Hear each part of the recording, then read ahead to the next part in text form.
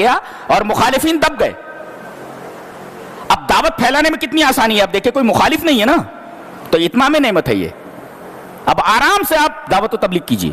اچھا, وَيَهْدِيَكَ صِرَاطًا مُسْتَقِيمًا, یہ وَيَهْدِيَكَ صِرَاطًا مُسْتَقِيمًا کا مطلب یہ ہے کہ دعوت و تبلیغ کے لیے فیلڈ پوری ہموار ہو گئی ہے, اس لیے کہ لڑائی بند ہو گئی ہے نا, اب کوئی لڑے گا نہیں, لہذا وَيَهْدِيَكَ صِرَاطًا مُسْتَقِيمًا. اور تیسرے وَيَنْصُرَكَ اللَّهُ نَصْرًا عَزِيزًا, اللہ تبارک تعالیٰ نے آپ کو نصر عزیز مانے غالب, اب کوئی آپ پر غالب نہیں آ سکتا, ایسی مدد اللہ نے آپ کو بہم پہنچا دی ہے. تو یہ تین نعمتیں یہ دنیاوی ہیں, اللہ تبارک و تعالیٰ نے مغفرت کو اس کے ساتھ جوڑ دیا ہے تاکہ آپ کی آنکھیں ٹھنڈی ہوں کہ جس طریقے سے آپ کو دنیا کی نعمتیں دی گئیں ایسے آخرت کی نعمتیں بھی آپ کو دے دی گئیں. اور آخرت کی سب سے بڑی نعمت یہ ہے کہ آپ کی اگلی پچھلی خطائیں, ذنب یعنی خلاف اولا چیزیں سب معاف کر دی گئیں. یہ ہمارے رسول کا مقام ہے. جی,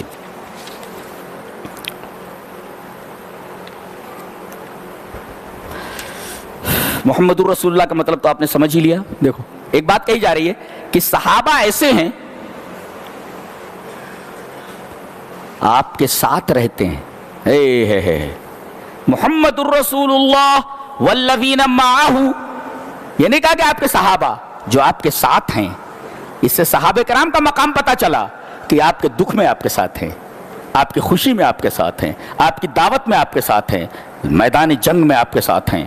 اللہ اکبر, یہ حقیقی ساتھی ہوتے ہیں. والذین معہ, یہ معیت بہت بڑی چیز ہوتی ہے, ساتھ رہنا بولے تو. جی, اس میں صحابہ کرام کی پھر فضیلتیں بیان کی گئیں. جی, کہہ رہے کہ ان کے چہروں پر آپ سجدے کے اثرات دیکھیں گے.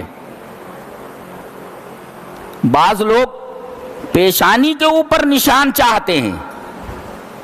پیشانی پر نشان یہ مطلوب نہیں ہے, چہرے کے اوپر سجدوں کا اثر ہونا چاہیے. یہاں یہ نہیں کہا گیا کہ ان پیشانیوں کے اوپر سجدے کے نشانات ہیں, بلکہ کہا گیا کہ ان کے چہروں کے اوپر سجدے کے نشانات ہیں, یعنی چہرہ چمکنے لگتا ہے. پتہ یہ چلا کہ اگر آدمی رات میں تہجد پڑھ لے تو کالا آدمی بھی ہو, بے ڈھب بھی آدمی ہو, لیکن اس کا چہرہ صبح نورانی ہوگا. اللہ تبارک و تعالیٰ اس کے چہرے میں نور رکھ دے گا, اس لیے کہ سجود کا اثر آدمی کے چہرے کے اوپر ہوتا ہے. وجہ میں چہرہ, فیس, وہی کہا گیا سیماہم فی وجوہہم, آن ہز فیسز, ان کے چہروں کے اوپر, ان کی پیشانی نہیں کہے گی. اس کے بعد اللہ تبارک و تعالیٰ نے معاشرے کی اصلاح کے بارے میں ایک بہت ہی عظیم بات کہی ہے کہ کوئی ایک دوسرے کا مذاق نہ اڑائے. جی, مذاق نہ اڑائے. دیکھیں اس میں لفظ کیا استعمال کیا گیا, یا ایھا الذین آمنوا لا یسخر قوم من قوم عسیٰ ان یکونوا خیرا منہم ولا نساء.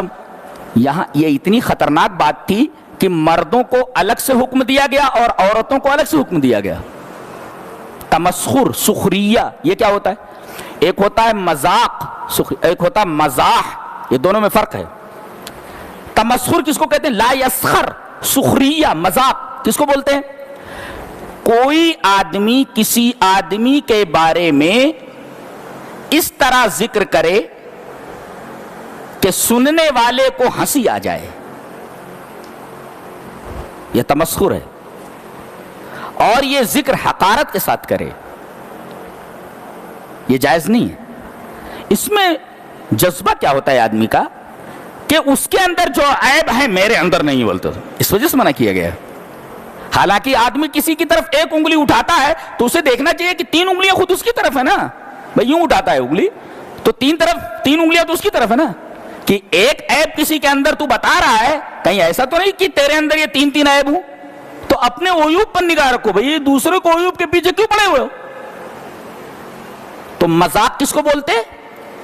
کسی آدمی کا ذکر کسی کے سامنے اس طرح حقارت کے ساتھ کرنا کہ آدمی ہنس پڑے.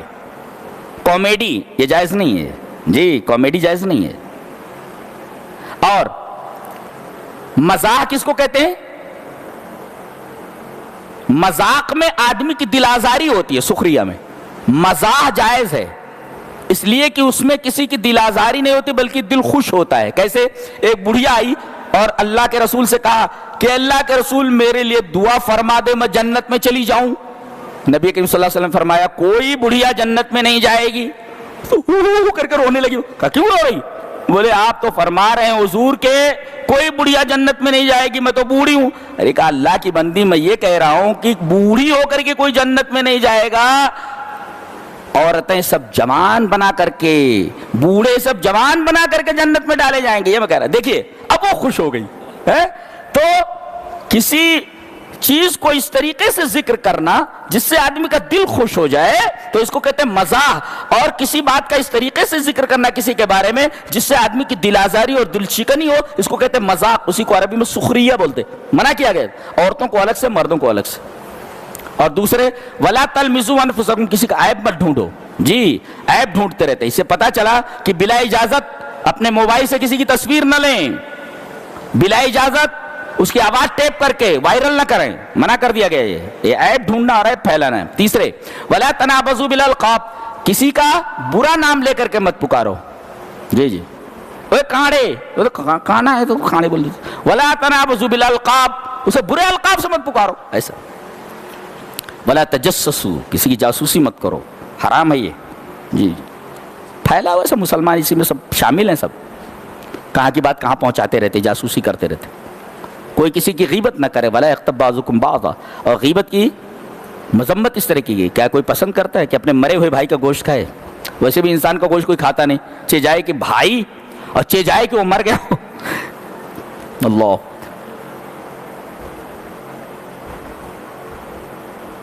کہتے کہ اعتراض کیا جا رہا ہے کہ بشر, یہ رسول کیسے ہو سکتا ہے؟ کہا گیا فقال الکافرون ھذا شیء عجیب. ایک ہوتا عجیب, ایک ہوتا عجاب. وہ وہاں کہا گیا ہے سورہ سعد میں کہ محمد کا معاملہ عجیب ہے صلی اللہ علیہ وسلم, انہوں نے تمام معبودوں کو ملا کر کے ایک بنا دیا ہے. اجعل الآلہۃ الہا واحدا, وہ کہتے ہیں ایک ہی معبود ہے. ان ھذا لشیء عجاب, عجیب نہیں کہا. عجاب کا مطلب کیا ہوتا ہے, عجیب کا مطلب کیا ہوتا ہے؟ دونوں کا مطلب اسٹرینج ہوتا ہے, لیکن عجیب کا مطلب ہوتا ہے اسٹرینج, عجیب, اور عجاب کا مطلب موسٹ موسٹ موسٹ اسٹرینج. یہ یعنی عجاب کے اندر ہوتا ہے ما تجاوز حد العجب, جو تعجب کے تمام حدود کو پار کر جائے. ارے اتنی انتہائی تعجب کے بعد تمام معبودوں کو ملا کر ایک بنا. یہاں عجیب کہا گیا, وہاں عجاب کہا گیا. تو عجاب اور عجیب کے درمیان یہ فرق ہے. اس کے بعد کہا گیا ما یلفظ من قول الا لدیہ رقیب عتید, آدمی جو بھی بات اپنی زبان سے نکالتا ہے اسے لکھ لیا جاتا ہے. اللہ اکبر. ایک مفسر لکھتا ہے کہ جب اقوال لکھے جا رہے ہیں تو افعال تو بدرجہ اولا لکھے جا رہے ہیں. آدمی کا قول لکھا جا رہا ہے تو آدمی کا فعل تو بدرجہ اولا نوٹ کیا جا رہا ہے, باتیں تک نوٹ کی جا رہی ہیں. ایک مفسر اس پر تبصرہ کرتا ہے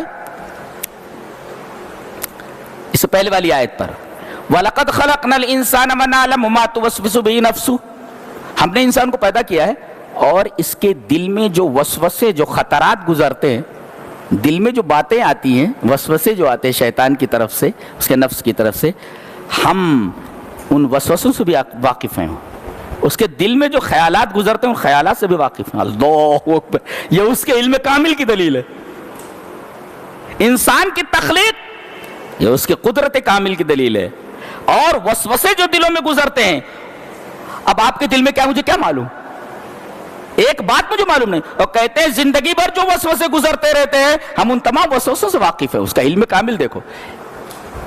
ایک مفسر یہ کہتا ہے کہ حتی فی خلجات نفسک انت مراقب ولیکن احمد اللہ لست علیہ محاسب, کہ یہاں تک کہ دل کی دھڑکنوں کے اوپر اللہ کی نگاہ ہے. تمہارے دل کی دھڑکنیں بھی جانچی جا رہی ہیں, نگرانی کی جا رہی ہیں, لیکن اللہ کا شکر کرو کہ جانچی تو جا رہی ہیں, نگرانی تو کی جا رہی ہے, لیکن ان کے اوپر محاسبہ نہیں ہے. اللہ پکڑے گا نہیں. کیوں؟ اس لیے کہ آدمی جب تک کرتا نہیں تو وسوسوں کے اوپر پکڑ نہیں ہوتی, لیکن وسوسوں کے اوپر بھی اللہ تبارک و تعالیٰ کی نگاہ ہے. اللہ کا شکر کرو کہ وسوسوں پر گرفت نہیں ہے تمہاری, لیکن وسوسوں پر اس کی نگاہ ضرور ہے. وہ جانتا ہے تمہارے دل میں کیا ہے. لہذا دل میں برے خیالات لانے سے بھی بچو, اس لیے کہ معلوم ہے کہ میرا بندہ دل میں کون سا خیال لیے ہوئے. اللہ اکبر. اللہ سے حیا آنی چاہیے. نہیں کتنی بڑی بات ہے، کتنی پیاری کتاب ہے نہیں. دل بھی پاک رکھو، یہاں تک کہ دل میں برے خیالات بھی نہ گزرے. کتنی پاک کتاب ہے. کون بولتا ہے یار کہ کیسی کتاب ہے؟ کتاب کے بارے میں کوئی غلط تبصرہ کرے تو دل دکھ جاتا ہے. کسی پیاری کتاب کے اوپر کوئی آدمی تبصرہ کرے تو کتنا عجیب لگتا ہے. وَجَاءَتْ كُلُّ نَفْسٍ مَّعَهَا سَائِقٌ وَشَهِيدٌ. قیامت کے دن یوں پکڑے گا آدمی، چل. سائق کہتے ڈرائیور کو، میں تو مَعَهَا سَائِق اس لیے کہ وہ لے جاتا ہے نا، پکڑ کر کے بٹھا کر کے لے جاتا ہے، اس کو سائق بولتے ڈرائیور. ہانکنے والا پکڑے گا، چل. بولے کہاں جانا ہے بھائی؟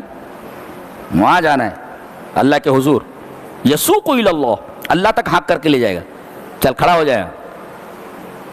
اب اللہ تجھ سے سوال کرے گا، جواب تجھے دینا ہے. حدیث میں وہ دائیں دیکھے گا بائیں دیکھے گا، دائیں دیکھے گا بائیں دیکھے گا، کسی کو اپنا مددگار نہیں پائے گا. پیچھے کیوں نہیں دیکھے گا؟ اس لیے کہ سامنے اللہ ہے. پیچھے کیسے دیکھے؟ ہمت نہیں ہے کسی کی پیچھے دیکھنے کی. سامنے اللہ ہے، ڈر کے مارے پیچھے نہیں دیکھے گا، دائیں بائیں دیکھے گا. کوئی ترجمان نہیں ہے. اب بتاؤ کیا حال ہوگا آدمی؟ سوال کرنے والا اللہ ہے اور آپ کھڑے ہیں عدالت میں، گواہ بھی وہی ہے. چل بولے تو اس کو کہتے سائق. اور ایک ہے شہید، وہ بھی ساتھ میں ہے. یہ کون ہے؟ بولے السائق کاتب السیئات، یہ برائی جو لکھ رہا ہے. اور شہید کون ہے؟ دائیں طرف کاتب الحسنات، یہ بھی حاضر ہوگا وہاں. ہاں یہی ہے. بولے تو یہی ہے. ایک گواہی دینے والا اور ایک پکڑ کر لے جانے والا. برائی لکھنے والا ادھر والا، یہ ہے سائق. اور دائیں طرف کاتب الحسنات، اچھائیوں کو لکھنے والا، یہ ہے شہید. دونوں وہاں موجود ہوں گے. جہنم کتنی بڑی ہے وہ دیکھو. تمام جہنمی جہنم میں ڈال دیے جائیں گے.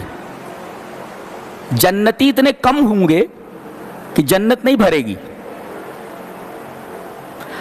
اور جہنم اتنی بڑی ہے کہ تمام جہنمیوں کو ڈالنے کے بعد بھی جہنم نہیں بھرے گی. اور اللہ نے دونوں کو بھرنے کا وعدہ کیا، تو جنت میں ڈالنے کے لیے، اس کو بھرنے کے لیے اللہ دوسری مخلوق پیدا کرے گا. اس طرح جنت بھر جائے گی. ان سب سے جنت نہیں بھرے گی، اتنی بڑی ہے جی. اور جہنم بھی نہیں بھرے گی. تمام کے تمام جہنمی جہنم میں ڈال دیے جائیں گے. جہنم بولے گی وَيَوْمَ نَقُولُ لِجَهَنَّمَ هَلِ امْتَلَأْتِ. ہم جہنم سے پوچھیں گے بھر گئی؟ هَلِ امْتَلَأْتِ، بھر گئی؟ تو بولے گی وَتَقُولُ هَلْ مِن مَزِيدٍ، کیا کوئی اور بھی ہے؟ کیا کوئی اور بھی ہے؟ پیٹ نہیں بھرا ابھی میرا، کیا کوئی اور بھی ہے؟ جتنے بدماش اور جتنے نافرمان تھے سب آ گئے، لیکن میرا پیٹ نہیں بھرا ابھی، اور چاہیے. هَلْ مِن مَزِيدٍ، کیا کوئی اور بھی ہے؟ اب کوئی ہے یہ نہیں ہے. تو اللہ دوسری مخلوق نہیں پیدا کرے گا، اس لیے کہ کسی مخلوق کو پیدا کر کے سزا دینا بے گناہ یہ اللہ کے رحم کے خلاف ہے. لہذا وہ اپنا پیر ڈالے گا جہنم میں. اللہ پیر ہے اس کے، پتہ نہیں کیسا ہے، پیر ڈالے گا جہنم سمٹ جائے گی جی. اس طرح جہنم بھر جائے گی. اور جنت کو بھرنے کے لیے ایک دوسری مخلوق پیدا کرے گا، پتہ نہیں کون ہوں گے وہ، ان سے جنت بھر دی جائے گی.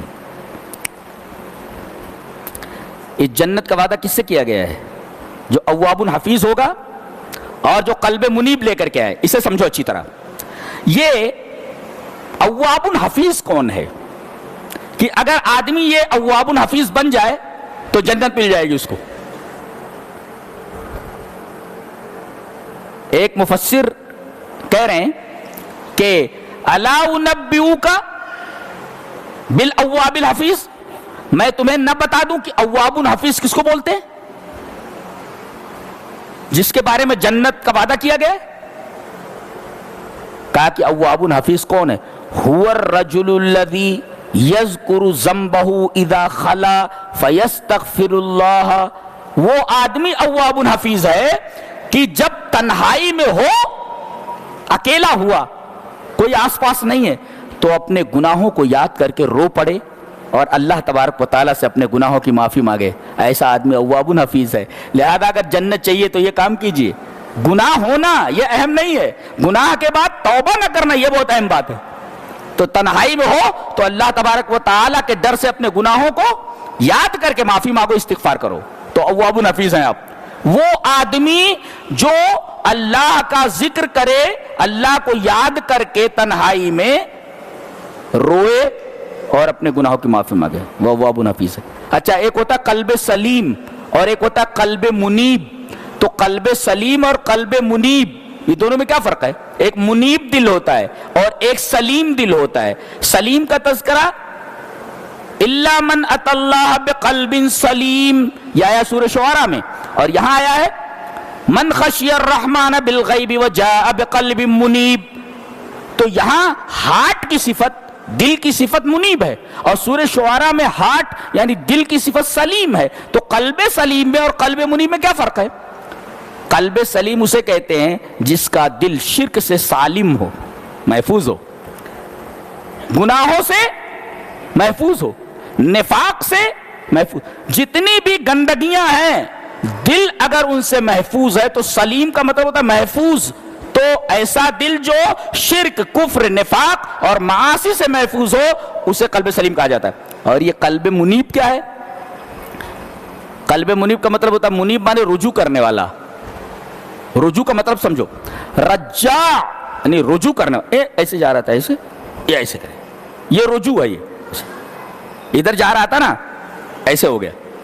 اس کی تفسیر کیا ہے ایک مفسر نے کہ قلب منیب کہتے ہیں کل عبد العابق عن سیدہ مدتن ثم یرجع الیہ، کوئی نوکر، کوئی غلام اپنے آقا سے کچھ دنوں کے لیے بھاگا ہوا ہے، پھر بھاگ کر کے اس کی طرف آتا، لوٹ کر کے اس کی طرف آ جاتا ہے۔ تو ایسے ہی تم گناہوں کے میدان میں آگے بڑھ گئے نا، کچھ دن تک گناہوں میں رہے، اب پلٹو، اللہ کی طرف آ جاؤ۔